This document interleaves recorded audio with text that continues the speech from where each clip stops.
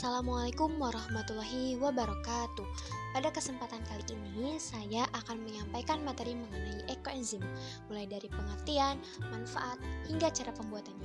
Ada yang pernah lihat gak kalau misalnya ekoenzim? Ini kayak gini. Ada yang pernah lihat? Belum. Oke, gak apa-apa. Nah, ini merupakan cairan fermentasi ya Bu, dari hasil olahan sampah organik dan juga gula dan juga air. Nah, sampah organik seperti yang kita kemarin bahas waktu program yang kedua, pemanfaatan biopori itu ada sampah organik, sampah anorganik, dan juga sampah B3. Nah, jenis-jenis sampah ini merupakan sampah yang bisa dimanfaatkan dan diolah dengan baik. Ada 3 jenis sampah. Yang pertama ada sampah organik, sampah anorganik, dan juga sampah B3. Ada yang mengetahui nggak kalau sampah organik itu seperti apa? Ya, sampah organik yang biasa ditemuin di kehidupan sehari-hari gitu. Kita sering melihat nih kulit buah itu merupakan salah satu contoh sampah organik. Kalau misalnya sayuran ataupun sisa makanan itu merupakan salah satu contoh sampah organik. Lalu yang kedua nih, yang paling sering ditemuin sampah anorganik. Ya betul, plastik Kak, betul banget. Kalau sampah anorganik itu sampah yang tidak dapat terurai, yang kita mengonsumsi sampah tersebut, atau kalau misalnya kita sering ketemu nih, kalau lagi belanja gitu ya, pakai kembalinya pakai itu juga, diwadahinya pakai plastik lagi gitu. Nah, itu adalah salah satu bentuk permasalahan yang sering terjadi di Kota Tasikmalaya ataupun Kabupaten Tasikmalaya ini. Nah, ketika kita sampah itu terus menumpuk sampai setiap harinya, pasti akan adanya rasa ataupun penyakit yang memang menumpuk itu untuk lingkungan sekitar ataupun juga untuk diri kita pribadi. Nah, kalau misalnya sampah tersebut semakin lama semakin menumpuk, bisa mengakibatkan bahwasannya penyakit itu mudah terserang gitu ke diri kita sendiri gitu. Lingkungan menjadi kotor, terus juga tempat menjadi kotor dan kumuh, sehingga ketika kita melaksanakan sesuatu tidak ada rasa kenyamanan ataupun aman bagi diri kita. Nah, maka dari itu kita harus saling menjaga, dan harus bisa mengolah sampah itu, baik sampah organik, sampah anorganik. Nah, lalu yang ketiga itu ada sampah B3. Nah, sampah B3 ini merupakan sampah yang paling berbahaya. Contohnya itu seperti batu baterai. Ketika kita menggunakan batu baterai, pasti kalau sebenarnya dibuang akan apa sih? Kalau bahasa Sundanya, ngegeledak, bukan ngegeledak ya. Ya, meleduk, ya. Meledak, ya meledak. Ya, maksudnya kayak gitu. Terus, mau meledak nggak? Meledak. Nah, itu merupakan kayak, kan kalau misalnya kita ngebakar sampah pasti suka menimbulkan bau ya, apalagi kalau misalkan ada batu baterai, terus juga ada kaset gitu, itu bau banget, sehingga pencemaran udara terganggu, terus pencemaran lingkungan terganggu, ataupun dari diri kita pribadi juga terkena kesehatannya. Nah, maka dari itu kita harus saling menjaga pengolahan sampah organik, anorganik maupun B3 agar menjadi lebih yang bermanfaat. Nah, di sini kita mau belajar bersama-sama nih mengenai ekoenzim. Nah, di sini ada rumah ekoenzim dan kompos. Nah, rumah ekoenzim ini merupakan tempat ataupun komunitas yang memang tempatnya untuk pelatihan dan pelatihan ekoenzim yang menjaga lingkungan lingkungan sekitar kita agar tetap bersih, nyaman, dan juga pembuatan kompos. Kompos kan suka sering dipakai buat pertanian ya, betul?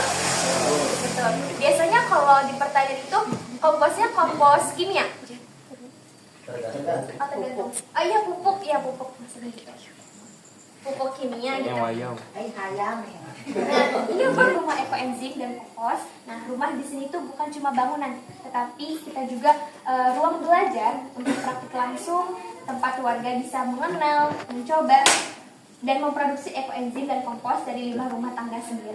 Nah, ternyata kalau misalnya kita bisa memanfaatkan limbah di rumah tangga kita sendiri, maksudnya di rumah sehari-hari gitu ya. Berarti bisa dimanfaatkan untuk ekoenzim maupun kompos. Nah, seperti yang kita ketahui bahwa ekoenzim merupakan cairan fermentasi dari hasil sampah organik ya, dari hasil sampah organik ini. Nah, manfaatnya itu sangat banyak, Bapak Ibu semuanya. Nah, di sini ada manfaatnya untuk lingkungan sekitar. Nah, untuk lingkungan sekitar yang pertama, kalau misalnya di sungai airnya kotor tuh. Kalau misalnya kita mau air sungai itu bersih dan juga tidak tercemar oleh apapun, kita bisa digunakan ekoenzim ini. Dimasukinlah si air ekoenzim ini ke dalam sungai tersebut. Tuh. Lalu yang kedua itu untuk pertanian. Nah, untuk pertanian, kalau misalnya kita membeli pupuk kimia, itu kan kita mengeluarkan uang lagi ya. Nah, tetapi kalau misalnya kita mencoba untuk mendaur ulang sampah, sampah di sini itu merupakan sampah organik ya. Sampah organik. Nah, sampah organik juga kan dari hasil pertanian yang memang kalau misalnya kita gagal panen ataupun kulit buahnya atau hal kayak kulit sayuran, nah bisa digunakan untuk pupuk ataupun ekoenzim tersebut gitu. Misalnya kompos nih, barangkali dari Bapak Ibu mengetahui kompos itu seperti apa?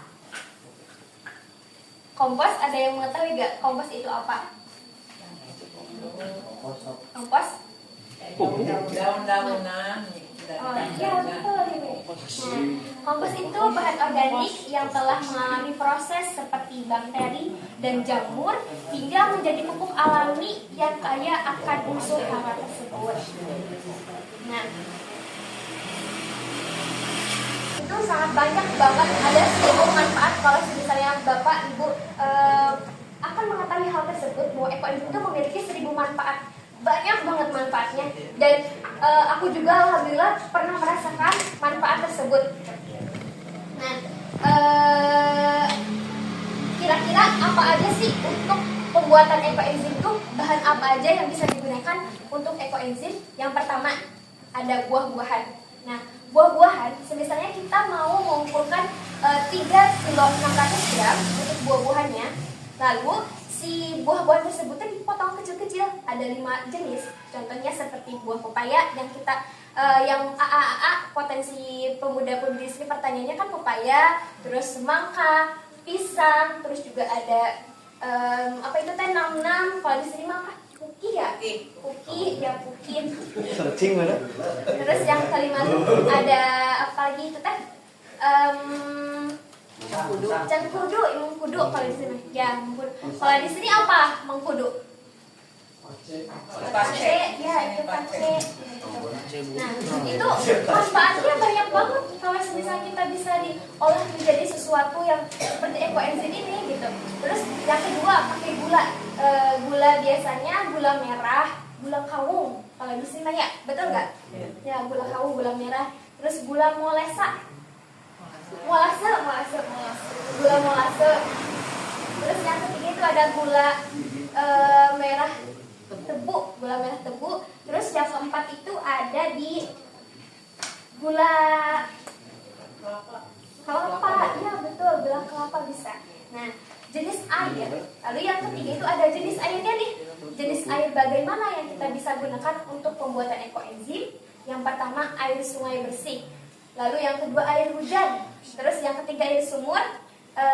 Yang keempat ada air galon, air mineral, aqua gitu. Terus air isi ulang.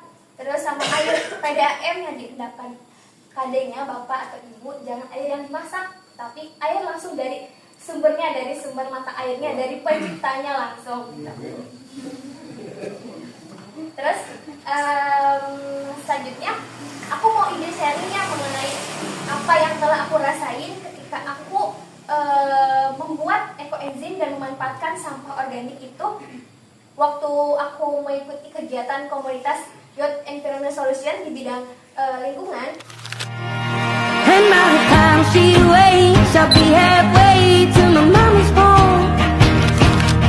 It just dawned on me like his eyes fleeting as a passing dawn. And it was my mistake, 'cause she never said a thing about Jesus. I miss my mother's southern drawl.